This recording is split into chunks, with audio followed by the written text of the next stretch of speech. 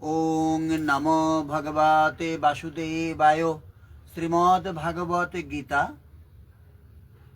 অথ প্রথম অধ্যায়, শ্লোক নাম্বার 21। গতদিন আমরা 19 এবং 20 নম্বর শ্লোক নিয়ে আলোচনা করেছিলাম। আজকে আমরা 21 নম্বর শ্লোক নিয়ে আলোচনা করব। অর্জুন বাচ ঋষিকেশং তদবক্কমিদমহমহৈপীতে সেনায়োরুভয়োর্মধ্যে রথং স্থাপয়াম্যচ্যুত। এখানে সংযম রূপ সঞ্জয়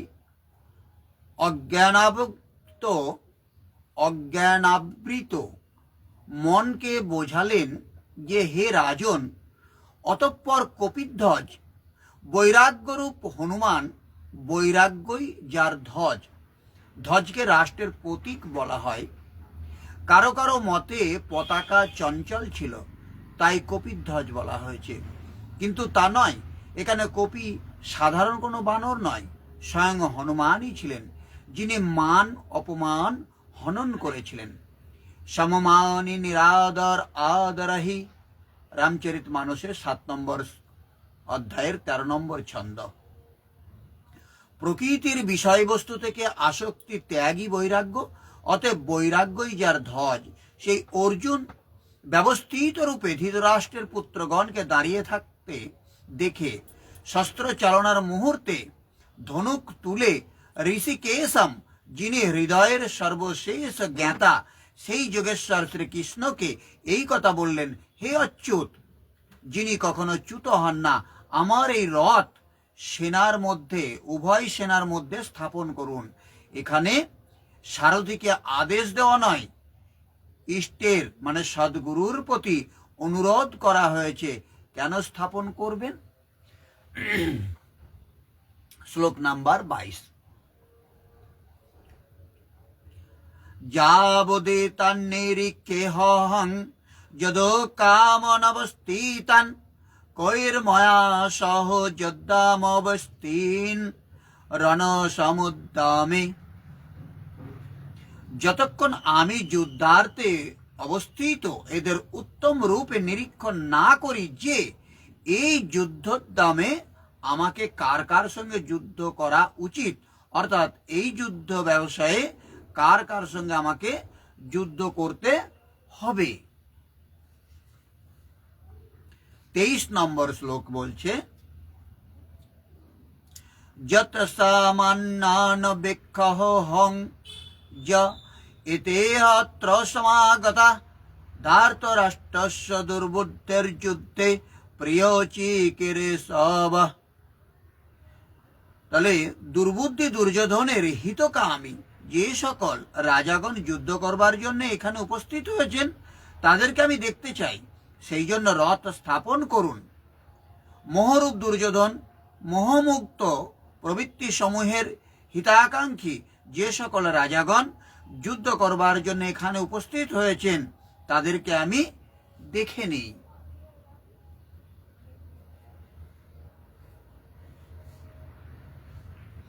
তাহলে প্রচ্ছন্নভাবে সকলেরই জানা ছিল যে দুর্যোধন তার পিতা ধৃতরাষ্ট্রের সহযোগিতায় অন্যায়ভাবে পাণ্ডবদের রাজত্ব আত্মসাৎ করতে চেয়েছিল।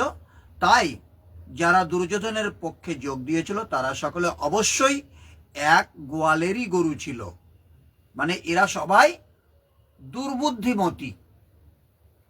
যুদ্ধের প্রারম্ভে অর্জুন দেখে নিতে চেয়েছিলেন তারা কারা ছিল, কিন্তু তাদের সঙ্গে শান্তি প্রতিষ্ঠা করবার কোনো রকম উদ্দেশ্য অর্জুনের ছিল না।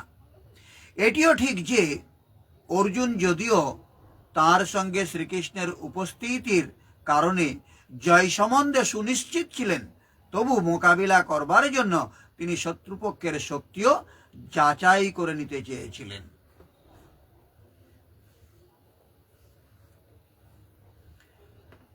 এই কথাগুলো কে বলছে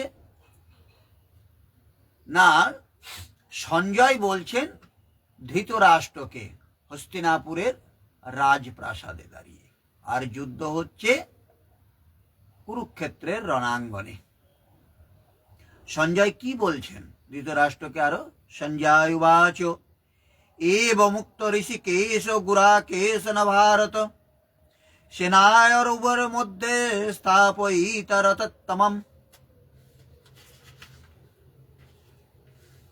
সঞ্জয় বললেন, হে ভারত, অর্জুন কর্তৃক এভাবে আদিষ্ট হয়ে শ্রীকৃষ্ণ সেই অতি উত্তম রথটি চালিয়ে উভয় পক্ষের সৈন্যদের মাঝখানে স্থাপন করলেন। এই শ্লোকে অর্জুনকে গুরাকেশ বলে অভিহিত করা হয়েছে। গুরাকা অর্থে নিদ্রা, এবং যিনি নিদ্রা জয় করেছেন তাকে বলা হয় গুরাকেশ। নিদ্রা অর্থে অজ্ঞানতাকেও বোঝায়। না, আমরা সবাই তো কলির জীব, ঘুমিয়ে রয়েছি, তাই না? আমরা অজ্ঞানের অন্ধকারে ঘুমিয়ে রয়েছি। শ্রী গুরুদেব যদি দয়া করে জাগিয়ে দেন, জ্ঞানের বর্তিকা জ্বালিয়ে, তবেই আমরা জাগ্রত হতে পারি। তাই শ্রীকৃষ্ণের বন্ধুত্ব লাভ করার ফলে অর্জুন নিদ্রা ও অজ্ঞানতা উভয়ই জয় করেছিলেন, মানে বাস্তবটা তিনি বুঝতে পেরেছিলেন। শ্রীকৃষ্ণের পরম ভক্ত রূপে তিনি এক মুহূর্তের জন্য শ্রীকৃষ্ণকে বিস্মৃত হতেন না, কারণ সেটিই ভক্তের স্বভাব। যে সমস্ত ভক্তরা সত্যিকারের কৃষ্ণ ভক্ত, আমাদের মতো অধম পাপী নরাধম যারা নয়, আপনাদের মধ্যে রয়েছেন যারা প্রকৃতপক্ষে কৃষ্ণ ভক্ত, তারা তো সত্যিই এক মুহূর্তের জন্য কৃষ্ণকে বিস্মৃত আপনারা হন না। সব মুহূর্তে, প্রতিটা ক্ষণে, প্রতিটা পলে আপনাদের সাথে কৃষ্ণ রয়েছেন। আপনাদের শ্বাসে প্রশ্বাসে সবসময় কৃষ্ণ আপনাদের অন্তরে বিরাজ করছে। শয়নে অথবা জাগরণে ভক্ত ভগবানের নাম রূপ গুণ লীলা ও স্মরণে কখনো বিরত হন না। তাহলে ভগবানের সেবা করবার যে দিকগুলো রয়েছে, কখনো নাম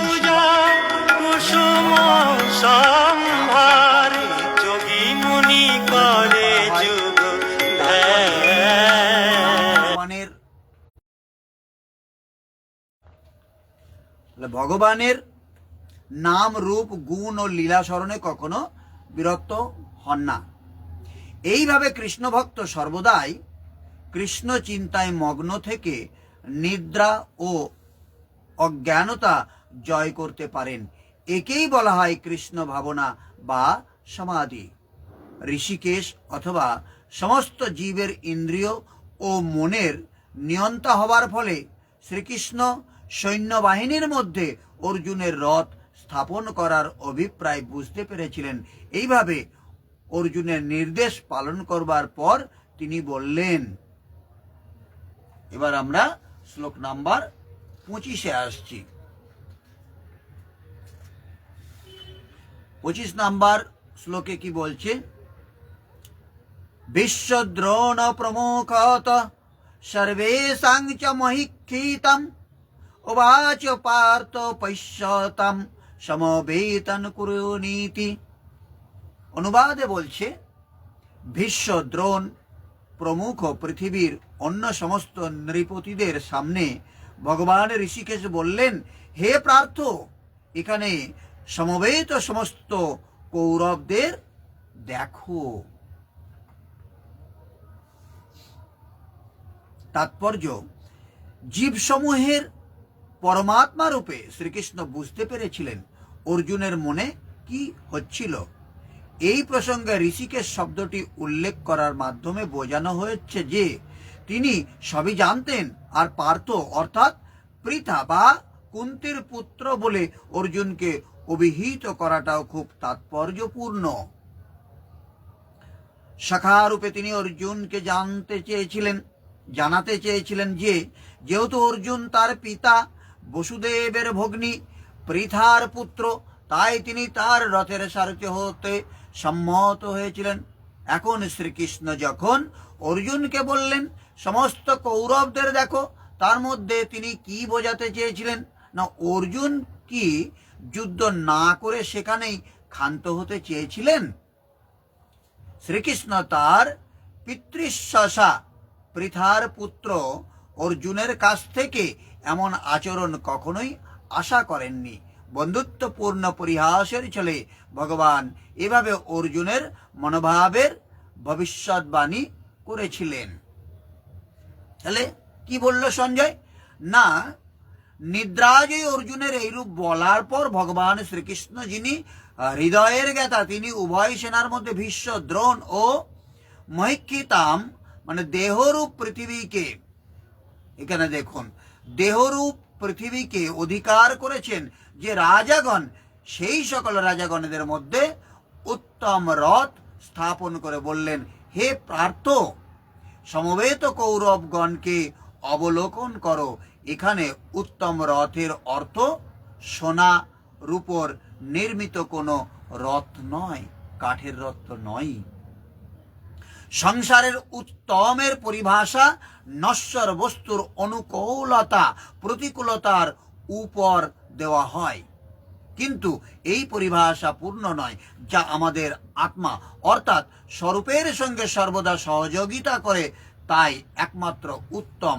এরপর অনুত্তম অর্থাৎ মলিনতা বলে কিছু থাকে না। এবার আমরা ২৬ নম্বর শ্লোকে আসি। তত্রাপশ্যত স্থিতন পার্থ পিতॄনাথ পিতামহান আচার্যন মাতুলান ভ্রাতॄন পুত্রান পৌত্রান সখিংস্ততা শ্বশুরান সৌহৃদশ্চৈব সেনায়োরুভয়োরপি। সেখানে অর্জুন উভয় পক্ষের সেনাদলের মধ্যে পিতৃব্য, পিতামহ, আচার্য, মাতুল, ভ্রাতা, পুত্র, পৌত্র, শ্বশুর, মিত্র ও শুভাকাঙ্ক্ষীদের উপস্থিত দেখতে পেলেন। মানে এরা সবাই আপনজন, আমাদের সুহৃদ। তাৎপর্য কি বলছে না, যুদ্ধক্ষেত্রে অর্জুন সমস্ত আত্মীয় স্বজনকে দেখতে পেলেন।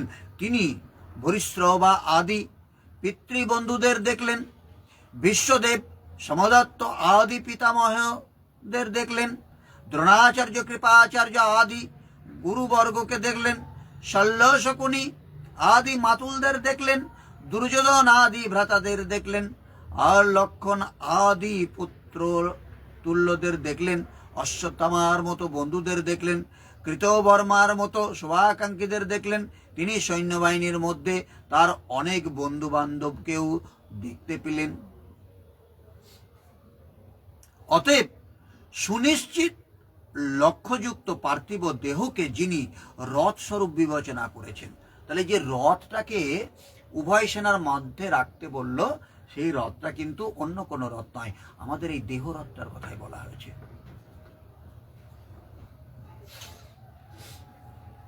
সেই পার্থ উভয় পক্ষের সেনাদলের মধ্যে পিতৃব্যগণকে, পিতামহগণকে, আচার্যগণকে, মাতুলগণকে, ভ্রাতাগণকে, পুত্রগণকে, পুত্রগণকে, মিত্রগণকে, শ্বশুরগণকে, সুহৃদগণকে উপস্থিত দেখলেন। উভয় সেনাদলের মধ্যে অর্জুন কেবল নিজের পরিবার, মামার পরিবার, শ্বশুরের পরিবার, সুহৃদ ও গুরুজনদেরকে দেখতে পেলেন। মহাভারতকালে গণনা অনুসারে 18 অক্ষেনি আনুমানিক 40 লক্ষের সমকক্ষ হবে, কিন্তু প্রচলিত গণনা অনুসারে 18 অক্ষেনি আনুমানিক 6.5 আরব সংখ্যা হবে, যা আজকের বিশ্বের জনসংখ্যার সমকক্ষ।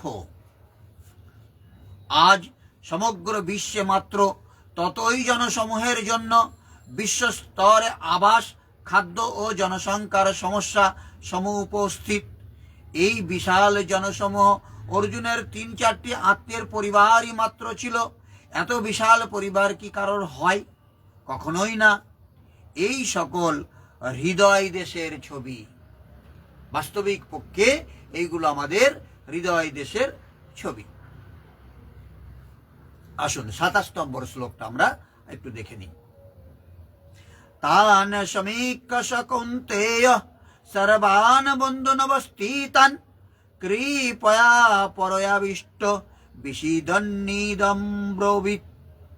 তাহলে 27 নম্বর শ্লোকের অনুবাদে কি বলছে না, যখন কুন্তিপুত্র অর্জুন সর্বস্তরে বন্ধু আত্মীয় স্বজনদের দেখলেন, তখন তিনি অত্যন্ত করুণাদ্র হয়ে বিষণ্ণভাবে কিছু বললেন। কুন্তিপুত্র অর্জুন সেই বন্ধুগণকে যুদ্ধক্ষেত্রে অবস্থিত দেখে অত্যন্ত করুণাপূর্ণ হয়ে শোক করতে লাগলেন, কারণ দেখলেন এরা সকলেই তার নিজের আত্মীয় স্বজন। অতএব তিনি কি বলতে চাইলেন 28 নম্বর শ্লোকে সেটা বলেছেন।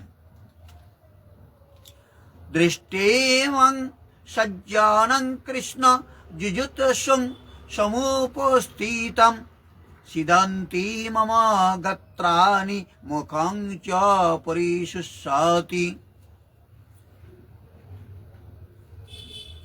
হে কৃষ্ণ,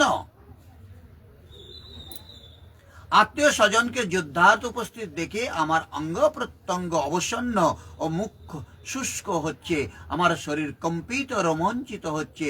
কেবল এতটাই নয়, তাহলে কি বল, মানে কেমন পরিস্থিতি হলো অর্জুনের, যে প্রিয় কৃষ্ণ আমার সমস্ত বন্ধু বান্ধব আত্মীয় স্বজনদের এমনভাবে যুদ্ধবিলাসী হয়ে আমার সামনে অবস্থান করতে দেখে আমার সমস্ত অঙ্গ প্রত্যঙ্গ অবশ হয়ে যাচ্ছে এবং মুখ শুষ্ক হয়ে উঠছে, যে আমি কাদেরকে দেখছি। এতদিন আমি যাদেরকে আত্মীয় ভেবেছি, আমার নিজের আপনজন ভেবেছি, সুহৃদ ভেবেছি, বন্ধু ভেবেছি, শুভাকাঙ্ক্ষী ভেবেছি, আমাদের গুরুদেব ভেবেছি, পিতৃবর্গ ভেবেছি, মামা আত্মীয়দের ভেবেছি, তারা আমার বিরুদ্ধে যুদ্ধ করবার জন্যে, আমার প্রাণ নাশ করবার জন্যে, আমার অপর পক্ষে তারা অস্ত্র নিয়ে দাঁড়িয়ে আছে। এ কথাটা ভাবতেই আমার ভিতরটা ফেটে যাচ্ছে, ভিতরে একটা অস্বস্তি তৈরি হচ্ছে, আমার পিপাসায় জীব শুকিয়ে আসছে। এটা কল্পনার অতীত। প্রকৃত ভগবত ভক্তের মধ্যে সমস্ত সদ্গুণগুলোই বর্তমান থাকে, যা দৈবী ভাবাপন্ন ব্যক্তি বা দেবতাদের মধ্যে দেখা যায়। পক্ষান্তরে যারা অভক্ত, তারা জাগতিক শিক্ষা সংস্কৃতির মাপকাঠিতে যতই উন্নত হোক না কেন, তাদের মধ্যে এই সমস্ত দৈব গুণগুলি অভাব থাকে। সেই কারণে যুদ্ধক্ষেত্রে অর্জুন তার সেই সমস্ত আত্মীয় পরিজন ও বন্ধুদের দেখে তৎক্ষণাৎ করুণাদ্র হয়ে পড়েছিলেন। যারা নিজেদের মধ্যে যুদ্ধ করবার সিদ্ধান্ত গ্রহণ করেছিল, তার সপক্ষে সৈন্যদের প্রতি অর্জুন শুরু থেকেই সহানুভূতিশীল ছিলেন, কিন্তু শত্রুপক্ষের সৈন্যদের আসন্ন মৃত্যুর কথা ভেবেও অর্জুন করুণা অনুভব করছিলেন। আর যখন তিনি সে কথা ভাবছিলেন, তখন তার শরীর কাঁপছিল, মুখ শুষ্ক হয়ে গিয়েছিল, কিন্তু তাদের যুদ্ধের মানসিকতা দেখে আশ্চর্য হয়েছিলেন। বাস্তবিক পক্ষে অর্জুনের রক্তের সম্পর্কিত সমস্ত আত্মীয় স্বজনেরাই তার সঙ্গে যুদ্ধ করতে এসেছিল। অর্জুনের মতো একজন দয়ালু ভগবত ভক্তকে এই সমস্ত কিছু বিচলিত করেছিল। এখানে যদিও উল্লেখ করা হয়নি, তবুও সহজেই অনুমান করা যায় যে অর্জুনের শরীর কেবলই কম্পিত ও মুখ শুষ্ক হচ্ছিল তাই নয়, তিনি করুণাবশত ক্রন্দনও করছিলেন। অর্জুনের এই ধরনের আচরণ তার দুর্বলতার প্রকাশ নয়, তা হচ্ছে তার হৃদয়ের কোমলতার প্রকাশ, যা ভগবানের শুদ্ধ ভক্তের একটি বৈশিষ্ট্য।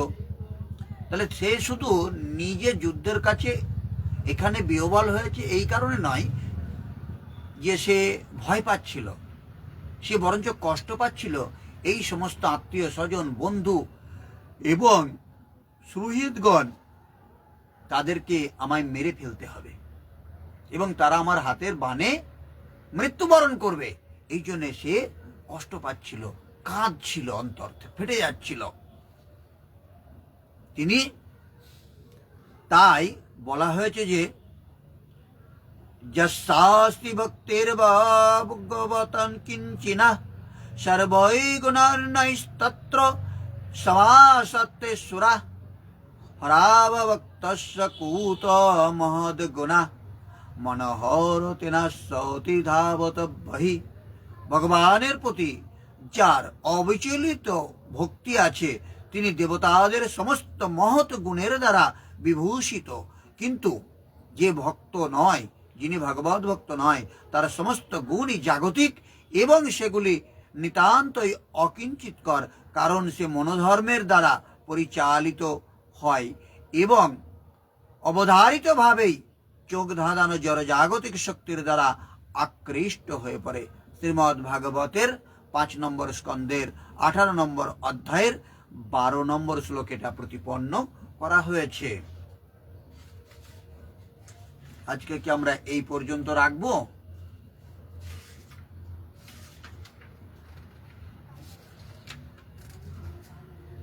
তাহলে 29 শ্লোকটা তাহলে পড়ি। 28 নম্বর হয়েছে, 28 হয়েছে, তাহলে আমরা আরেকটা শ্লোক পড়ি। বিপতুশ্চ শরীরে মে রমার্ষ চ জায়তে গান্ডীবং সংস্রতে হস্তাৎ তক চৈব পরিদজ্জতে। আমার সর্বশরীর কম্পিত রোমাঞ্চিত হচ্ছে, আমার হাত থেকে গান্ডীব খসে পড়ছে এবং ত্বক জ্বালা করছে। 29 নম্বর শ্লোক। হাত থেকে গান্ডীব খসে পড়ছে এবং চর্ম দগ্ধ হচ্ছে। তিনি সন্তপ্ত হয়ে উঠেছেন যে এই যুদ্ধ কি ধরনের, যার মধ্যে শুধু স্বজনই দাঁড়িয়ে আছে। অর্জুনের ভ্রম হয়েছিল, তিনি বললেন এখন আমি দাঁড়াতে অসমর্থ, এখন এর বেশি দেখার সামর্থ্য নেই। বাস্তবিক পক্ষে যুদ্ধ তো আপনজনদের সাথেই, কারণ শত্রু তো বাইরের কেউ নেই, শত্রু তো আমার হৃদয় রাজ্যে বাস করছে সবাই। এর আগেও আমি বোধহয় বলেছি যে সত্যযুগে শত্রু ছিল অসুর লোকে, আর মিত্রপক্ষ ছিল দেবলোকে, দুটো লোক আলাদা আলাদা ছিল। আর ত্রেতাতে সাগরের ওই পারে রাবণ পক্ষ, এই পারে রাম পক্ষ কাছে চলে আসলো। আবার দাপরে যখন শত্রু একই পরিবারের মধ্যে, হস্তিনাপুরের রাজপ্রাসাদের মধ্যে একই পরিবারে বাস করছিল কৌরব এবং পাণ্ডব। আবার কলিতে আরো কাছে এসে গেছে, একই শরীরের মধ্যে সেই শত্রুগুলো। যুদ্ধ তো আমার তাদের সাথেই, তাই না? তাৎপর্য কি বলছে? শরীরে কম্পন দেখা দেবার দুটি কারণ আছে এবং রোমাঞ্চ হবার দুইটি কারণ আছে। তার একটি হয় চিন্ময় আনন্দের অনুভূতি থেকে এবং অন্যটি প্রচন্ড জড়জাগতিক ভয় থেকে। অপ্রাকৃত অনুভূতি হলে কোনো ভয় থাকে না। এক্ষেত্রে অর্জুনের লক্ষণগুলি জড়জাগতিক ভয়ের ফলে অর্থাৎ প্রাণহানির আশঙ্কার কারণে প্রকাশ পেয়েছিল। তার অন্যান্য লক্ষণ দেখেও আমরা তা স্পষ্টভাবে বুঝতে পারি। অর্জুন এতই অস্থির হয়ে পড়েছিলেন যে তার হাত থেকে বিখ্যাত গান্ডীব ধনুক খসে পড়েছিল এবং যেহেতু তার হৃদয় দগ্ধ হচ্ছিল, তাই তার ত্বকও জ্বলে যাচ্ছিল। এই সমস্ত কিছুরই মূল কারণ হচ্ছে জীবন সম্বন্ধে জড়জাগতিক ধারণা। তাহলে জীবনটা সম্পর্কে যখন জড়জাগতিক ধারণা হচ্ছে যে আমার এই জীবনটা নষ্ট হয়ে যাবে বা আমার সামনের ব্যক্তির জীবন নষ্ট হয়ে যাবে, সেই কারণেই এই চিন্তাগুলো হচ্ছিল।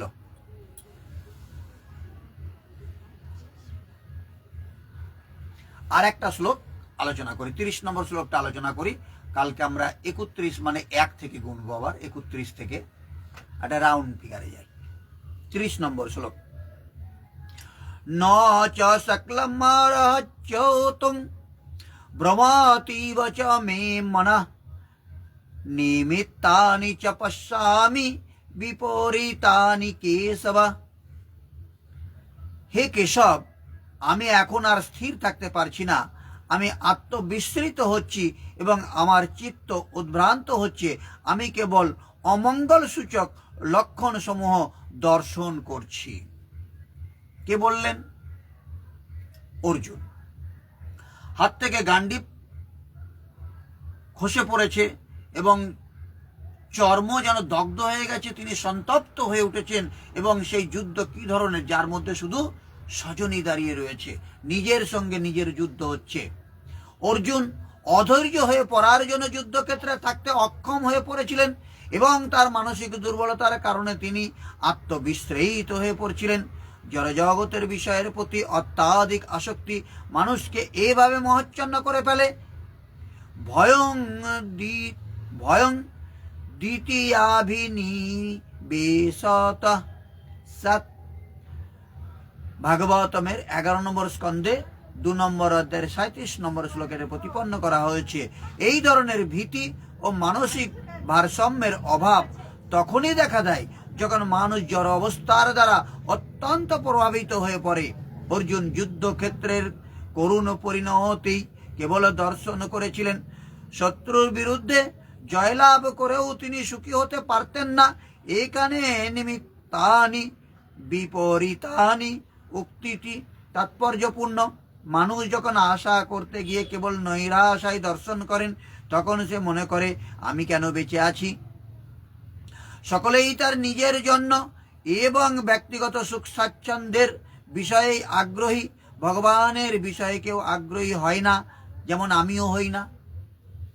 কারণ আমরা প্রত্যেকেই তো নিজেদের সুখ কিভাবে হবে, সমৃদ্ধি কিভাবে হবে, নিজেদের স্বচ্ছন্দ কিভাবে বোধ করব, আমার মান সম্মান কিভাবে বৃদ্ধি হবে, আমার ধন সম্পদ কিভাবে বৃদ্ধি হবে, আমরা এইগুলো চিন্তা করি। আমরা কখনো ভগবানের কথা চিন্তা করি না, যে আমাদের আত্মার উন্নতি কিভাবে হবে, ভগবত পথে যাবার রাস্তা কিভাবে এগিয়ে আসবে। আমরা এইগুলো নিয়ে কখনো আলোচনা করি না। শ্রীকৃষ্ণের ইচ্ছাতেই অর্জুন তার প্রকৃত স্বার্থ বিষয়ে অজ্ঞতা প্রদর্শন করেছেন। মানুষের প্রকৃত স্বার্থ নিহিত রয়েছে বিষ্ণু বা শ্রীকৃষ্ণেরই মাঝে। মায়াবদ্ধ জীবেরা এই কথা ভুলে যায়, আর তাই তারা জড়জাগতিক দুঃখকেই কষ্টকে ভোগ করে। অর্জুন মনে করেছিলেন যে তার পক্ষে যুদ্ধে জয়লাভ করাটা হবে মর্মবেদনার কারণ মাত্র। কারণ নষ্ট করতে হবে, ক্ষতি করতে হবে, বা নিধন করতে হবে, বা মেরে ফেলতে হবে, সে তো নিজের আপন জনকেই। যেমন আমাকে যদি আমার লোভটাকে মেরে ফেলতে হয়, আমার কি কষ্ট হবে। লোভ যদি মরে যায়, তাহলে ভালো খাবার দেখে আর খেতে পারবো না। এই লোভ কেউ মেরে ফেলতে চায়? তাহলে এইরকম ভাবে যুদ্ধ তো নিজের মধ্যে থেকেই হবে। তাহলে সকলে আমরা এই যুদ্ধ করতে কেউই ইচ্ছা প্রকাশ করি না, কারণ আমরা চাই যে আমাদের এই প্রবৃত্তিগুলো, প্রকৃতিগুলো দীর্ঘদিন বেঁচে থাক, আর আমরা এতেই স্বাচ্ছন্দ্য বোধ করব। তেমনি যেহেতু যুদ্ধটা বাহ্যিক কোনো যুদ্ধ নয়, তাহলে সেই কারণে অর্জুন তো রূপক, অর্জুনকে সামনে রেখে ভগবান শ্রীকৃষ্ণ আমাদের এই জ্ঞান প্রদান করেছেন। আগামী দিন আমরা তাহলে 31 নম্বর শ্লোক থেকে আলোচনা শুরু করব। আজ এই পর্যন্ত থাক। হরে কৃষ্ণ। ওং সর্বে ভবন্তু সুখিনঃ, সর্বে সন্তু নিরাময়া, সর্বে ভদ্রাণি পশ্যন্তু, মা কশ্চিৎ দুঃখভাগ ভবেৎ। ওং শান্তি শান্তি শান্তি। সমস্ত মানুষ সুখী হোক, সমস্ত মানুষ রোগমুক্ত হোক, সমস্ত মানুষকে আমি দেখতে চাই তারা যেন কোনো দুঃখ ভোগ না করে। হরে কৃষ্ণ।